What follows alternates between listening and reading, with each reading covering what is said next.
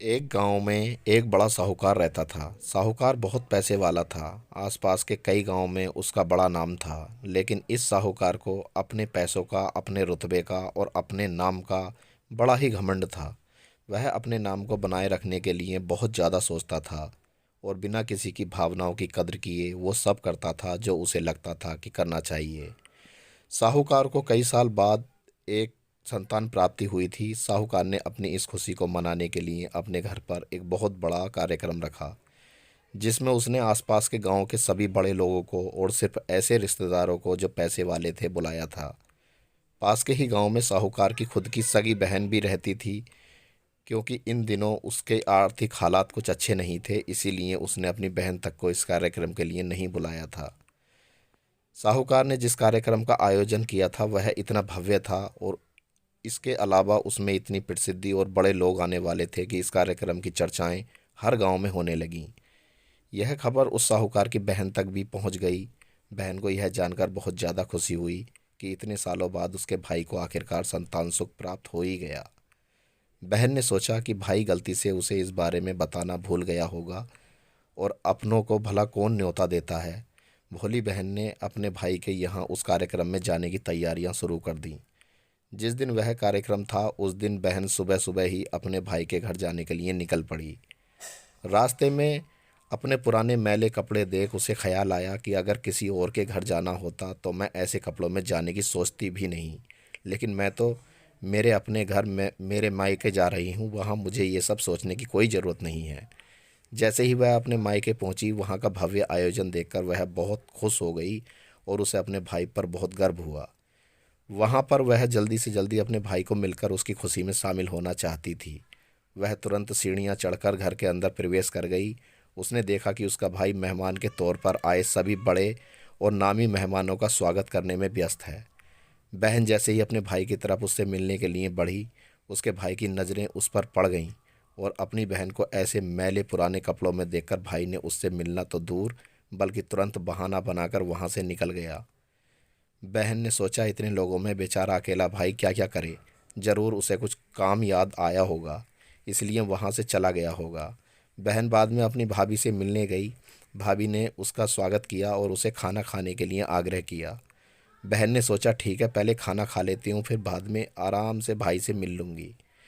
बहन खाना खाने के लिए पंगत में बैठ गई। साहूकार भाई ने देखा कि अपने सभी धनवान मेहमानों के बीच उसकी गरीब बहन बैठी हुई है।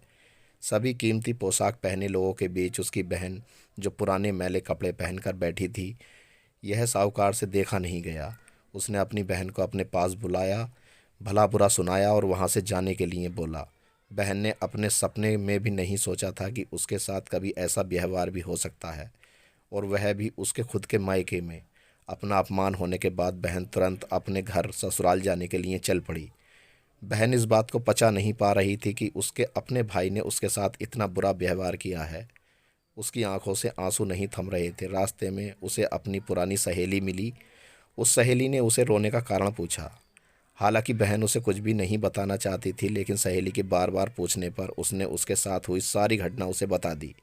उसकी सहेली एक समझदार महिला थी और काफ़ी प्रैक्टिकल सोचने वाली थी। उसने कहा अगर तुम मेरी बात मानो तो एक दिन तुम्हारा भाई खुद तुम्हें अपने यहाँ बुलाएगा और तुमसे माफ़ी मांगेगा। बहन ने उससे कहा कि मैं तुम्हारी हर बात मानूंगी, बताओ मुझे क्या करना होगा। सहेली ने कहा कि तुम इस अपमान को, इस दुख को एक दिशा दे दो और कोई गृह उद्योग शुरू कर दो। उसमें इतनी मेहनत करो कि उस काम में तुमसे अच्छा कोई भी ना हो। बहन को अपनी सहेली की बात सही लगी। उसने घर पहुंचकर अपने आंसू पोंछकर उसी दिन से एक गृह उद्योग शुरू कर दिया। उसने दिन रात मेहनत की, अपने साथ कई और गांव की महिलाओं को जोड़ा और देखते ही देखते उसका गृह उद्योग चल पड़ा। कुछ ही सालों में आसपास के 50 गांवों में उसका नाम और रुतबा काफ़ी बढ़ गया और अब वह पैसों के मामले में अपने भाई से भी ज़्यादा बड़ी बन गई। भाई को भी जब यह पता चला कि उसकी बहन बड़ी इतनी पैसे वाली हो गई है तो उसने सोचा कि एक बार उससे मिलकर आया जाए। वह जब अपनी बहन के घर मिलने पहुंचा तो बहन ने उसका किसी राजा महाराजा की तरह स्वागत किया, उसकी पसंद का खाना खिलाया। बहन का ऐसा व्यवहार देखकर भाई को अपनी पिछली गलती का एहसास हुआ, इसलिए उसने अपनी बहन को अपने घर होने वाली पूजा के लिए आमंत्रित किया। कुछ ही दिनों बाद बहन अपने भाई के यहाँ उस पूजा के लिए पहुँच गई। जैसे ही बहन अपने भाई के घर पहुंची, उसका भाई उसके स्वागत के लिए दरवाजे पर ही खड़ा था। बहन अपनी महंगी गाड़ी में आई थी। उसने बहुत कीमती साड़ी और उससे भी ज़्यादा कीमती गहने पहन रखे थे। बहन का ऐसा ठाट माट देखकर सिर्फ भाई नहीं बल्कि उसका पूरा गांव दंग रह गया। भाई दौड़कर आया और बहन की गाड़ी का दरवाज़ा खोलकर उसे बाहर आने के लिए कहा और बड़े प्यार से उसे पूजा का प्रसाद ग्रहण करने के लिए बुलाया। बहन को इस बार 12 पकवान परोसे गए थे। चांदी की थाली में उसे खाना दिया गया था। साथ में एक सोने की चम्मच भी रखी गई थी। उसके बैठने के लिए बेशकीमती पाट रखा गया था। बहन को यह सब देखकर उसके वह पुराने दिन याद आ गए जब भाई ने उसे बिना खाना खिलाए ही भला बुरा कहकर वापस लौटा दिया था। बहन खाना खाने के लिए तो नहीं बैठी, लेकिन उसने अपने सारे कीमती गहने और जेवरात उतार कर उस थाली के सामने रख दिए और खाने में से कुछ निवाले उन गहने और जेवरातों पर रख दिए। बहन का ऐसा व्यवहार देखकर सभी हैरान थे। किसी को समझ में नहीं आ रहा था कि बहन ऐसा क्यों कर रही है। आखिर वह क्यों उन जेवरों को खाना खिला रही है। जब सभी ने उससे पूछा कि वह क्यों ऐसा कर रही है, तब बहन ने सबके सामने बताया कि आज जो उसका इतना मान सम्मान हो रहा है, वह दरअसल उसका नहीं, उसके इन्हीं कीमती गहनों, जेवरातों और कपड़ों का हो रहा है। क्योंकि मैं तो अभी भी वही पुरानी साहूकार की बहन ही हूँ। अगर कुछ बदला है तो वह मेरी परिस्थिति है, मेरे कपड़े और गहने हैं। भाई ने अपनी गलती का एहसास होने पर इस बार अपनी बहन के पैर पकड़ माफ़ी मांगी। बहन जो पहले भी अपने भाई से निस्वार्थ प्रेम करती थी, उसने अपने भाई को माफ़ कर दिया और उसे गले से लगा लिया।